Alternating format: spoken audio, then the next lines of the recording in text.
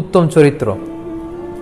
কোনো যুবক যদি তার চরিত্রকে হেফাজত করে, আল্লাহ তাআলা সফলতার সর্বোচ্চ শিখরে তাকে বসাবে, যেটা আমরা দেখলাম ইউসুফ আলাইহিস সালামের জীবনী থেকে। ওনাকে আল্লাহ দাসত্ব থেকে রাজত্বের সিংহাসনে বসিয়েছেন।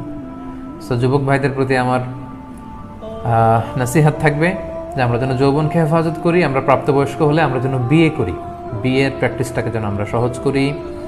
কারণ চরিত্র বাঁচাতে যে যুবকরা বিয়ে করতে চায়, তাকে সাহায্য করা আল্লাহ নিজের জন্য আবশ্যক করে ফেলেছেন। সালাসাতুন হাক্কুন আলাল্লাহি আউনুহুম, 3 শ্রেণীর ব্যক্তিকে আল্লাহ সাহায্য করা নিজের জন্য আবশ্যক করেছেন। এর মধ্যে একজন হচ্ছে আন্নাকিহ আল্লাযী ইউরিদুল আফাফ, ওই যুবক যে নিজের চরিত্র বাঁচানোর জন্য বিয়ে করতে চায়।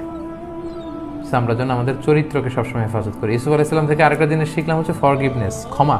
ক্ষমা একটি শিল্প, এটাকে শিখুন। Learn the art of forgiveness. Yusuf আলাইহিস সালামের জীবনে যদি আমরা খেয়াল করি, দেখবো যে ভাইয়েরা এত কিছু করলো, কিন্তু ভাইয়ের